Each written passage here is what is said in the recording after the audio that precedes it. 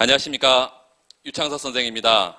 이 경제학 공부 방법에 대해서 잠시 말씀을 드리겠습니다.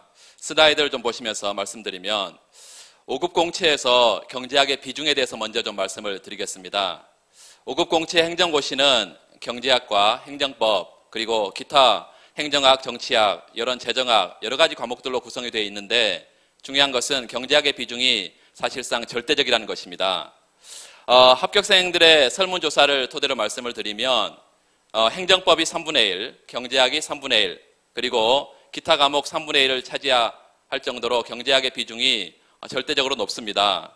자, 그렇다면 중요한 것은 이 수험 경제학을 어떻게 정복할 것이냐, 이게 굉장히 중요하겠습니다. 다음 슬라이드를 보겠습니다. 첫째, 경제학은 이 학문하는 것과 시험 준비는 전혀 다릅니다. 그래서 가장 수험 적합한 방식으로 여러분 산 정상에 오르기 위해서 가장 먼저 이전에 어떤 문제들이 출제되었는지 기출문제를 먼저 파악하는 게 중요합니다. 왜냐하면 최단 코스가 여러분 등정을 할 때 최단 코스가 어떤 루트인지 먼저 확인이 필요하기 때문입니다.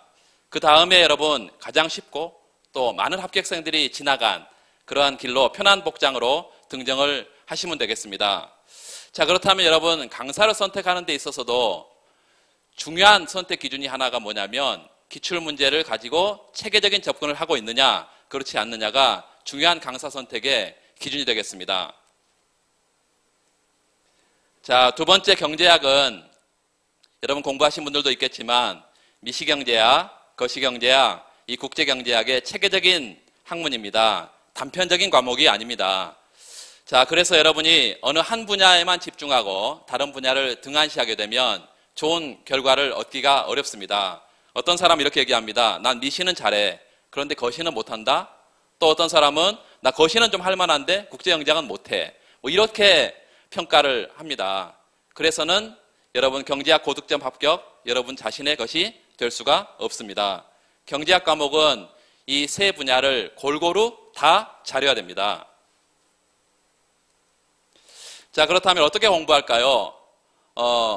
미시경제학의 기초를 공부하고 거시경제학의 기초를 공부하고 그리고 국제경제학의 이 기초를 공부를 해서 차근차근 베이스를 깔고 그 위에 주춧돌을 여러분 세워야 됩니다. 그 다음에 이제 문제풀이를 해야 되는데요. 문제풀이는 교과서 연습 문제 가장 쉬운 문제부터 시작해서 기출문제를 공부하고 그리고 이제 시험에 3분의 2쯤 여러분 등정 코스로 올랐을 때 그때 가서 이제 실전 모의고사 문제를 꾸준히 풀어서 여러분 시험 답안 작성이 제일 중요합니다. 근데 답안 작성은 처음에는 잘 되지 않는데 여러분 반복하고 연습하고 이게 자기의 한계를 깨뜨린다는 사실을 명심하시면서 공부를 해가시면 되겠습니다.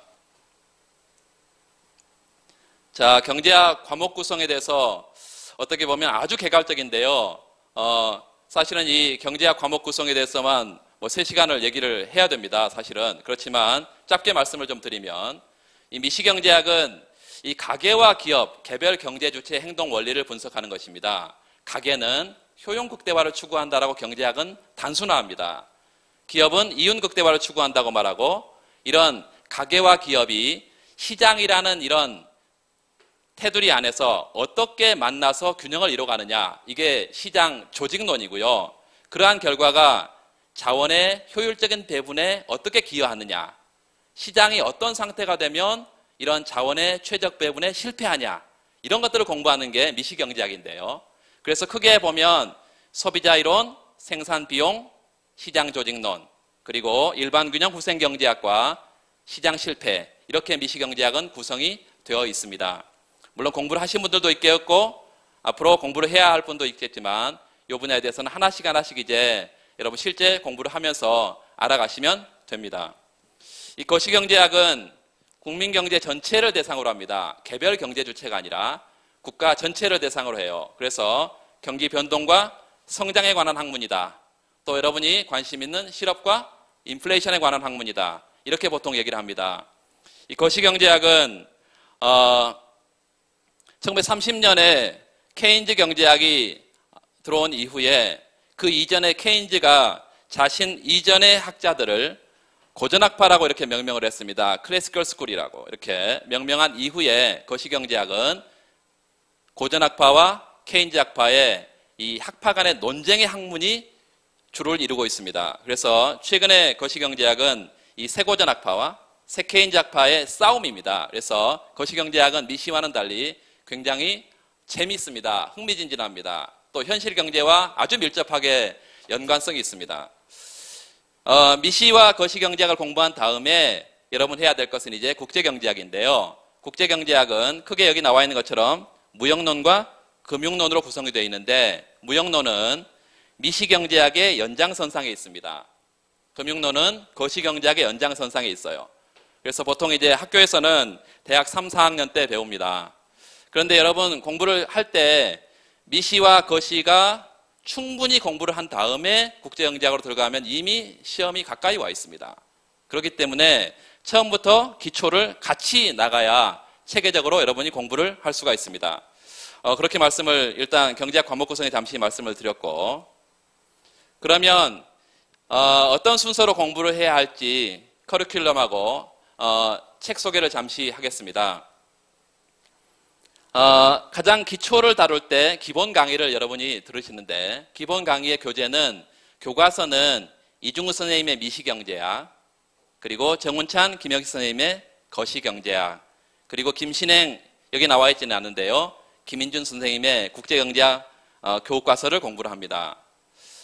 구체적인 것들은 여러분 나중에 공부 방법에서 다루기는 좀 어렵고 공부를 하면서 여러분이 다루시면 되는데, 이 교과서는 아주 평이하게 가독성도 높고 잘 쓰여져 있습니다. 그렇지만 수험서가 아니기 때문에 기출에 대해서, 문제 출제에 대해서는 별 관심이 없어요. 그래서 여러분이 경제학 수험서를 봐야 되는데, 이 수험서의 가장 기초적인 것은 제 교재가 지금 이렇게 5급 공채 미시경제학의 토픽 연습, 그리고 거시경제학의 토픽 연습 책이 있습니다.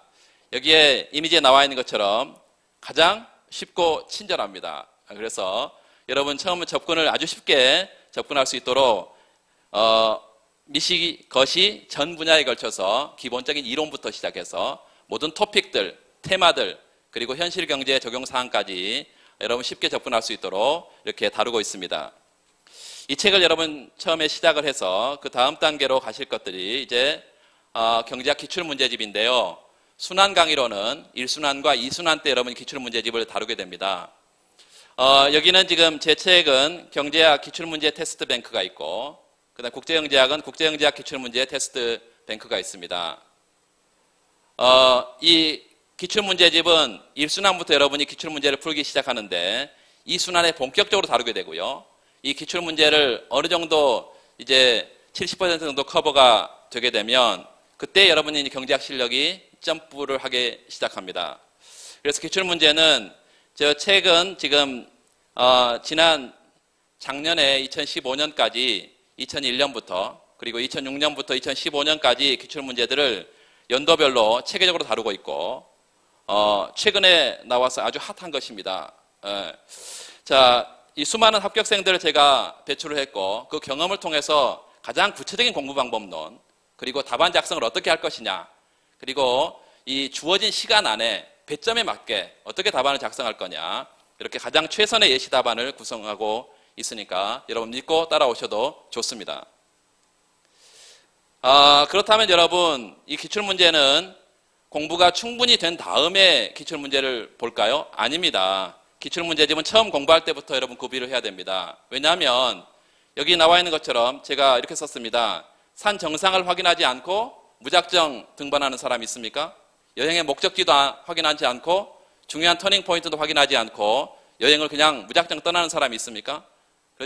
그렇다고 하면 여행의 목적을 달성하는 것은 사실상 불가능합니다. 그래서 여러분 처음에 공부를 시작할 때 기출문제를 보면 물론 답을 알 수는 없습니다. 그렇지만 어떤 기출문제가 출제되는지 공부를 하면서 자꾸 나침반처럼 지도처럼 자꾸 보고 공부를 해야 길을 잃지 않습니다.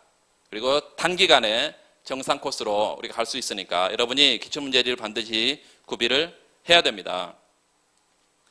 자, 그 다음에 여러분이 산 정상의 3분의 2 이상 갔을 때 여러분이 만나게 되는 책들이 이제 여기에 경제학 실전 200제 플러스 미시경제학, 거시경제학이고요. 말씀드린 대로 경제학은 이렇게 기초부터 기출문제, 실전문제 이렇게 단계별로 하나씩 가게 되어 있습니다. 하루아침에 실력이 늘지는 않습니다.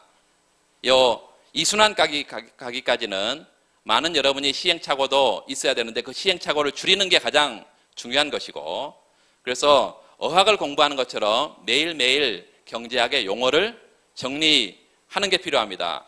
경제학이 어렵다고 하시는 분들은 경제학을 수학하고 혼동하는 분들이 있는데 경제학은 수학이 아닙니다. 이 경제학은 어려운 게 경제학에 쓰이는 용어들이 여러분이 익숙하지 않은 용어이기 때문이에요. 그래서 어학에 여러분 처음에 단어를 공부하고 문장을 공부하는 것처럼 경제학의 용어에 익숙하려면 자꾸 책을 보고 또 신문도 경제 신문들 자주 보고 이렇게 익숙해지는 게 필요합니다.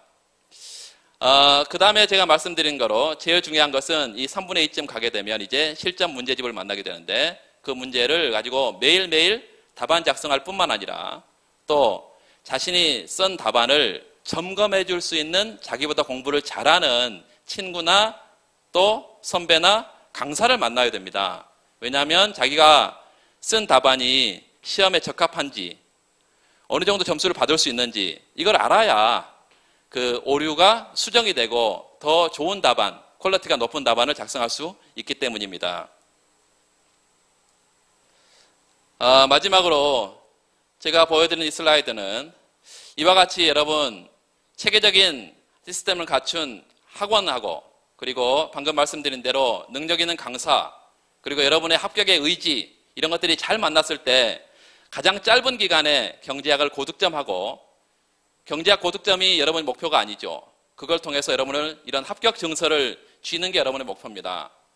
자, 왼쪽에서 두 번째 학생은 2015년도에 행시 국제통상직에 수석 합격한 학생입니다. 제 강의를 순환 강의를 매번 따라왔고 저하고 거의 매일 만나서 답안지 첨삭을 같이 한 학생입니다. 그래서 이번에 합격을 좋은 성적으로 합격을 했고 여러분 이런 합격 증서를 쥐고 싶을 것입니다. 오른쪽에도 마찬가지입니다. 오른쪽에는 2015년 국립외교원에 아주 우수한 성적으로 합격한 이세혁 학생인데 이 친구는 전공이 국제관계입니다. 그러니까 경제학을 못할 수밖에 없죠. 그래서 경제학 때문에 많이 고생을 많이 했어요. 그런데 제가 순환 강의를 듣고 또 합격 스터디 답안 첨삭 강의를 들으면서 1:1 첨삭을 저한테 꾸준도 많이 듣고 이렇게 하면서 굉장히 빠른 발전을 했던 친구입니다. 그래서 작년에 이제 2015년도에 좋은 성적으로 합격을 했고 이렇게 합격 증서를 여러분 들고 사진을 찍을 날 여러분 멀지 않았습니다. 중요한 것은 여러분 멘토를 누구를 만나느냐가 중요한 것입니다. 그래야 시행착오하지 않고 가장 좋은 방법으로 이렇게 합격 증서를 쥘 수 있는 것입니다.